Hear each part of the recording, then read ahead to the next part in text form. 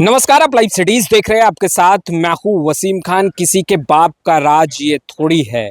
देखिए, अख्तरुल ईमान जो कि लगातार अजान की आवाज़ को लेकर उन्होंने बयान दिया। उन्होंने कहा कि 500 मीटर के दायरे से ज़्यादा दूर आवाज़ नहीं जानी चाहिए। वहीं दूसरे तरफ देखिए, मस्जिदों से लाउड स्पीकर हटाने के सवाल पर भड़क गए और उन्होंने कहा किसी के बाप का राज थोड़ी है।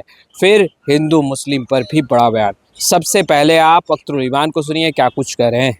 महावीर कैंसर संस्थान की एक रिपोर्ट आई है कि सबसे ज्यादा अगर कैंसर के रोगी कहीं हैं तो सीमांचल के हैं। सीमांचल के 4 जिलों की मुख्यतः अररिया, पूर्णिया, कटिहार, किशनगंज की आबादी 1 करोड़ 8 लाख थी 11 के सेंसस में। अभी मान लीजिए कि 13 करोड़ का बिहार है तो 1 करोड़ 30 लाख है।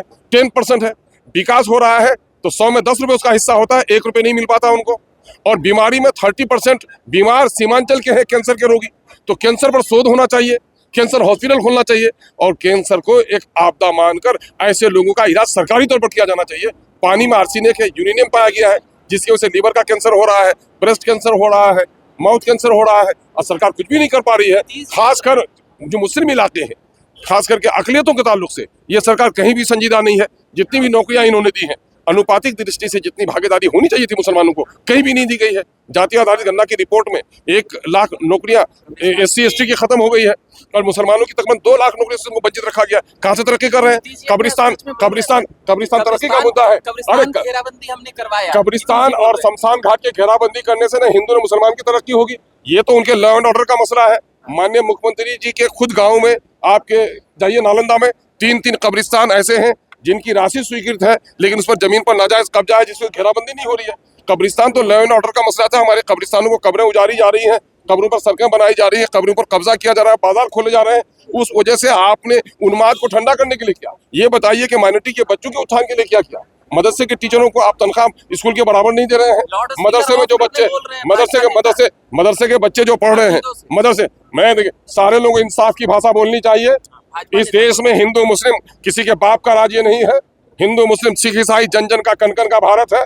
मैं ये कहता हूँ, मंदिर हो, मस्जिद हो, गुरुद्वारा हो, चर्च हो, राजनीतिक सभाएं हो, चाहे सांस्कृतिक सभाएं हो या धार्मिक सभाएं हो, एक संतुलित आवाज होनी चाहिए। यही सब शरीफ आदमी का कहना है। किसी एक आदमी किसी का अगले के जब 7 जन्म होगा नहीं बना सकेगा। ये यकीनन है कि नीट छात्रा के साथ जो हुआ है, बेटी पढ़ाओ बेटी बचाओ का नारा देने वालों को शर्म आनी चाहिए कि पटने में सरकार के नाक के नीचे एक बेटी के साथ इस तरह का दुर्व्यवहार होता है। और कितने ऐसे मामला जो दब जाते हैं वो आ नहीं पाते हैं। ये तो दुर्भाग्यवश ये आ गया है कि वो उनकी वो हो रही है, वो नहीं तो इस तरह के मामला हो रहे हैं। अभी 6 बच्चे की माँ है ना, या मधेपुरा में उनको किडनैप किया जाता है, बलात्कार होता है और गेहूं के भूसा में रख दिया जाता है। ये एक व्यवसायी है कपड़े का, अतहर हुसैन व्यवसायी करता है, वो कपड़े का बेचकर अपने बच्चों को पालता है और चोरी के इल्जाम में पुलिस और वहाँ के रंगदारों ने मिलकर वो समझिए मॉब लिंचिंग उसकी करा दी है। अभी आप चलिए, नुरसेन नाम का एक आदमी सिर्फ बंगाली भाषा बोलता है। बंगाला में और शेरशाहबादी लोग बंगला बोलते हैं। हम सुरजापुर के रहने वाले हैं, हमारी भाषा भी बंगला से मिलती जुलती है। क्या हम अपनी भाषा में बोलेंगे तो हमें मार डालेंगे आप? भाषा की बुनियाद पर, जात की बुनियाद पर, धर्म की बुनियाद पर, क्षेत्र की बुनियाद पर उन्माद करेंगे आप? सरकार को सख्त से सख्त कानून बनना चाहिए। कहना है कि मंत्री के बेटे के हाथ है इसमें, क्या कहें? ये तो जांच का विषय है। जांच में पानी का पानी होना चाहिए, जांच पर कोई दबाव नहीं होना चाहिए, यह जांच करना चाहिए। देखिए, जिस दिन इस देश में न्याय स्थापित हो जाएगा उस दिन शांति भी होगी, तरक्की भी होगी। और अमन कायम नहीं हो सकता है, शांति स्थापित नहीं हो सकती है जब तक न्याय स्थापित नहीं हो। और न्याय के रास्ते में सरकार रोड़े। तो आपने सुना अख्तरुल ईमान को। स्पष्ट रूप से मस्जिदों से लाउड स्पीकर हटाने के सवाल पर अख्तरुल ईमान भड़क गए। उन्होंने कहा कि किसी के बाप का राज नहीं है, इंसाफ की बात करनी चाहिए और इंसानियत की बात करनी चाहिए। वहीं हिंदू मुस्लिम को लेकर के भी अख्तरुल ईमान ने कहा कि भाईचारे के साथ लोगों को आगे बढ़ना चाहिए अमन शांति को लेकर के, और जब तक न्याय नहीं होगा तब तक अमन शांति भी नहीं होगी। देखिए, अख्तरुल ईमान को आप सुन रहे थे।